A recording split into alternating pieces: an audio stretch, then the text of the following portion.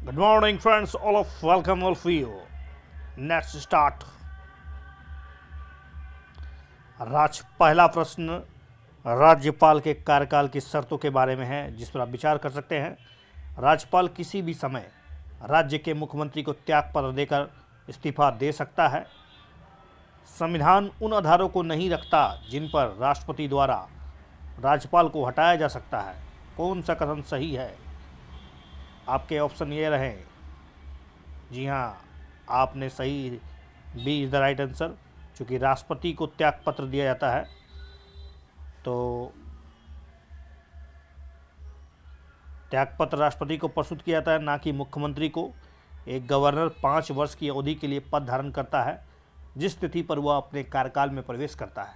हालांकि 5 साल का यह कार्यकाल राष्ट्रपति की खुशी के अधीन है, अर्थात उसके प्लेजर पर डिपेंडेंट है।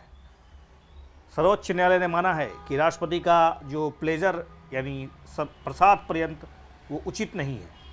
राज्यपाल के पास कार्यकाल की कोई सुरक्षा नहीं है और ना ही कोई निश्चित कार्यकाल है। उन्हें हटाने के लिए किसी भी आधार का उल्लेख किए बिना किसी भी समय राष्ट्रपति द्वारा हटाया जा सकता है। सेकंड प्रश्न आपके स्क्रीन पर। संविधान यह बताता है कि राज्यपाल के कार्यकाल या राज्यपाल के कार्यालय के चयन के लिए निम्नलिखित में कौन सी शर्तें हैं? पहला, राज्यपाल को उस राज्य से ही संबंधित होना चाहिए जहां नियुक्त किया गया हो। दूसरा, राज्यपाल की नियुक्ति राज्य के मुख्यमंत्री से परामर्श करने के बाद की जानी चाहिए। या फिर तीसरा, सेवारत राज्यपाल संसद के किसी भी सदन या राज्य विधानसभा के सदस्य नहीं हो सकते हैं। सही उत्तर बिल्कुल ही आसान है। जी हाँ, इसका केवल और केवल 3 यानी आपके आंसर है बी। संविधान के अनुच्छेद 157 और अनुच्छेद 158 में राज्यपाल के पद के लिए पात्रता आवश्यकताओं को स्पष्ट रूप से उल्लेख किया गया है, जो इस प्रकार है। एक, राज्यपाल को भारत का नागरिक हो, कम से कम 35 वर्ष की आयु के लिए हो, संसद के किसी भी सदन का सदस्य या राज्य विधायिका का सदस्य ना हो, किसी भी लाभ के पद पर बैठा ना हो, काबिज ना हो। इसके अतिरिक्त 2 सम्मेलन भी वर्षों में विकसित हुए हैं, 2 मतलब कन्वेंशन है। सबसे पहले तो वह बाहरी व्यक्ति होना चाहिए, अर्थात वो राज्य से संबंधित नहीं होना चाहिए जहां उसे नियुक्त किया गया हो, ताकि वह स्थानीय राजनीति से मुक्त हो।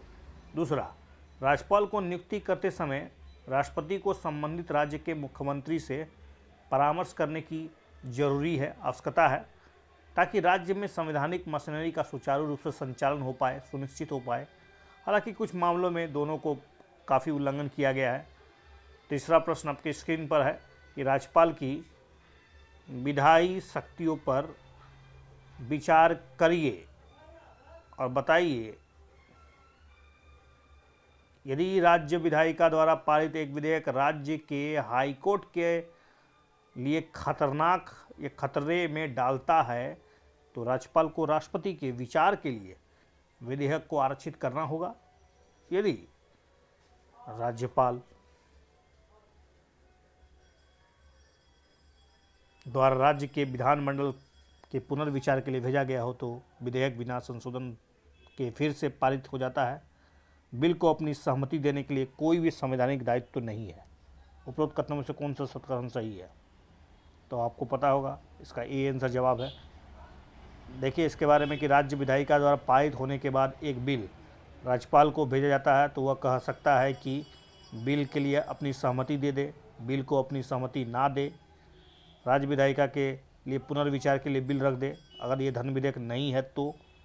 हालांकि यदि विधेयक को राज्य विधानसभा द्वारा पुनः पारित किया जाता है, चाहे वो संशोधन करके पहुँचाए या फिर बिना संशोधन के, तो राज्यपाल को विधेयक को अपनी सहमति देनी ही होती है।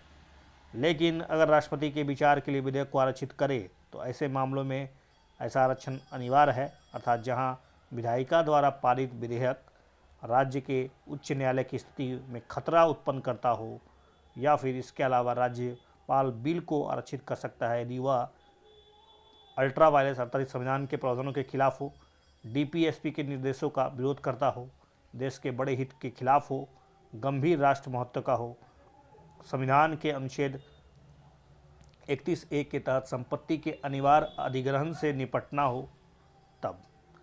चौथा प्रश्न, राज्यपाल को अप्रत्यक्ष रूप से राष्ट्रपति की तरह एक विशेष रूप से गठित निर्वाचक मंडल द्वारा चुना जाता है या फिर किसी राज्य के राज्यपाल के कार्यालय को केंद्र सरकार के अधीन रोजगार माना जाता है। कौन सा कथन गलत है? तो आपको पता होगा इसका दोनों ही गलत है।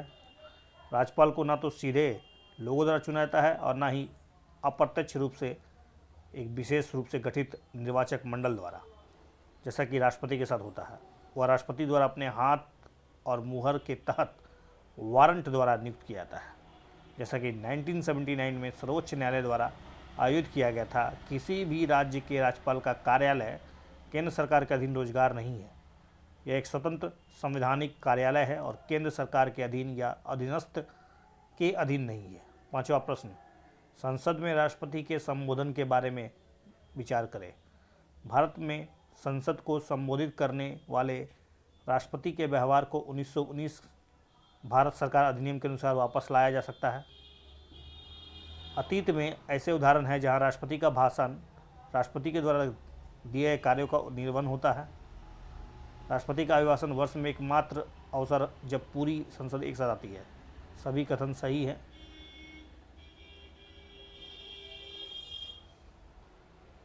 भारत में संसद को संबोधित करने वाले राष्ट्रपति के व्यवहार को 1919 के भारत सरकार अधिनियम में वापस लाया जा सकता है। इस कानून ने गवर्नर जनरल को विधानसभा और राज्य परिषद को संबोधित करने का अधिकार दिया था। कानून में संयुक्त मतलब जॉइंट सेशन का प्रावधान नहीं था, लेकिन गवर्नर जनरल ने कई मौक़ों पर विधानसभा और परिषद को एक साथ संबोधित करना 1950 से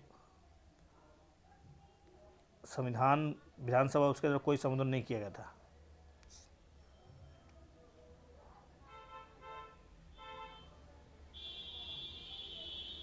thanks a lot for watching this video. धन्यवाद।